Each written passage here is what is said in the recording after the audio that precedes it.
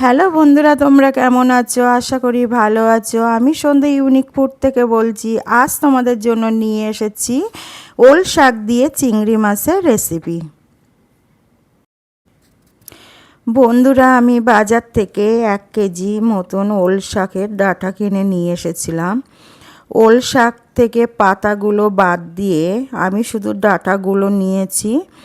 দেখো ডাঁটাগুলো ছাল কেমনভাবে ছাড়িয়েছি। আমি ছাল ছাড়িয়ে ডাঁটাগুলো ভালো করে জলে ধুয়ে জল ঝরিয়ে রেখে দিয়েছি। চিংড়ি মাছ নিয়েছি। এখানে চিংড়ি মাছের পরিমাণ 200 গ্রাম। চিংড়ি মাছগুলো ভালো করে জলে ধুয়ে নিয়েছি। নিয়ে তারপরে চিংড়ি মাছের গা থেকে খোসা ভালো করে ছাড়িয়ে নিয়েছি। চিংড়ি মাছের গায়ে একটু খোসা নেই। ওল শাক দিয়ে চিংড়ি মাছের রেসিপি বানানোর জন্য এখানে রসুন কুচি নিয়েছি, একটা বড় সাইজের পেঁয়াজ কুচি নিয়েছি, হলুদ সর্ষে কালো সর্ষে নিয়েছি। দেখো বন্ধুরা, আমি মশলা নিয়েছি। এখানে আমি নিয়েছি লবণ, হলুদ গুঁড়ো, জিরের গুঁড়ো আর সর্ষের তেল, আর নিয়েছি লঙ্কার গুঁড়ো।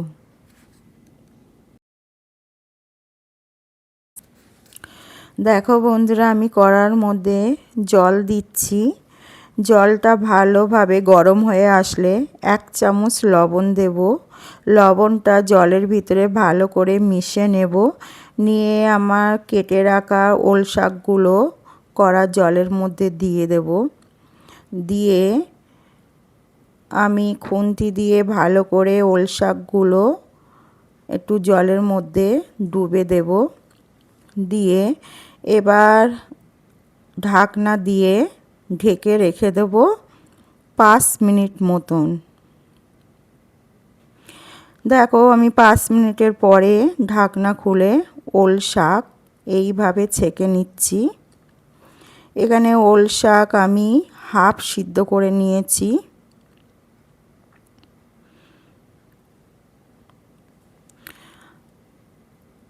ওল শাক আমার সব কড়ার থেকে তুলে নেওয়া হয়ে গেছে। এবার কড়া জল ফেলে দিয়ে আমি কড়ার ভিতরে তেল দিয়েছি। তেলের ভিতরে রসুন কুচি দিয়ে ভালো করে নাড়াচাড়া করে নেব। এখানে রসুন কুচিগুলো আমি হাফ ভেজে নেব। এবার পেঁয়াজ কুচিগুলো কড়ার ভিতরে দিয়ে দেব।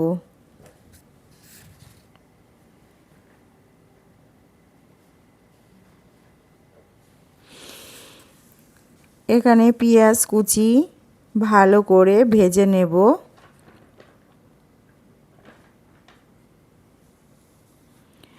এইভাবে নাড়াচাড়া করে পেঁয়াজ কুচি আর রসুন কুচিগুলো ভালো করে ভেজে নেব। আমার ভাজা হয়ে গেছে। এবার আমি চিংড়ি মাছটাও ভালো করে ভেজে নেব। আগের থেকে আমি চিংড়ি মাছ ভেজে নেইনি। আমি পেঁয়াজ আর রসুন কুচির মধ্যে চিংড়ি মাছ দিয়ে ভেজে নিচ্ছি। এবার একটু লবণ দিয়েছি, হলুদ। এবার ভালো করে নাড়াচাড়া করে নেব।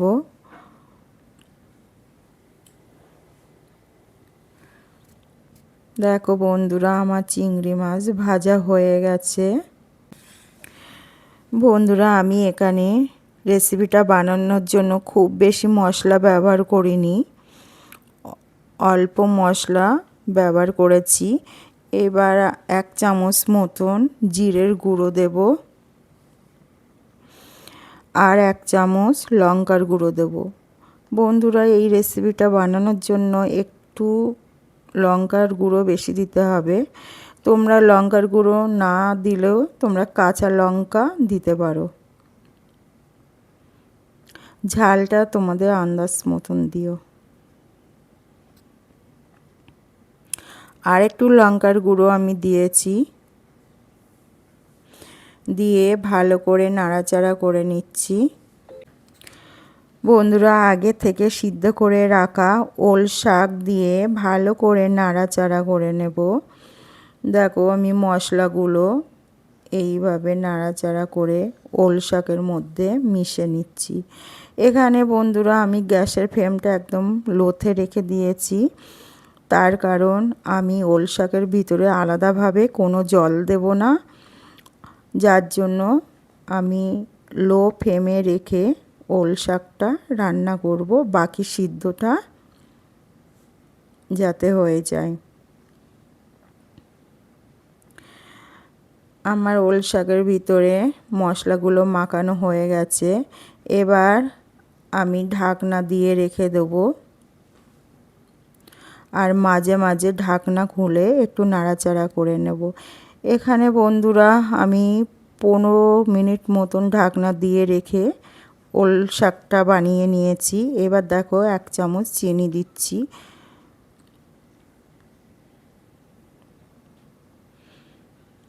চিনি দিয়ে ভালো করে নাড়াচাড়া করে নিয়েছি। বন্ধুরা, আমি সর্ষে বেটে রেখে দিয়েছি, সেই সর্ষে বাটনাগুলো এবার দেব। এখানে বন্ধুরা আমি সর্ষে বাটনার জলটাই ব্যবহার করেছি, আর ছিবড়াগুলো আমি ফেলে দিয়েছি, সেটা আমি এখানে দেইনি। দেখো আমি সর্ষে বাটনা দিয়ে ভালো করে নাড়াচাড়া করে নিচ্ছি। আমার নাড়াচাড়া হয়ে গেছে। এবার ঢাকনা দিয়ে 5 মিনিট মতন রেখে দেব। ঢাকনি দিয়ে লো ফ্লেমে রেখে দেবো 5 মিনিট। দেখো বন্ধুরা 5 মিনিট পরে আমি ঢাকনা খুলে নিয়েছি। আমার রেসিপি পুরো তৈরি হয়ে গেছে। এবার আমি কড়া লাভিয়ে নেব।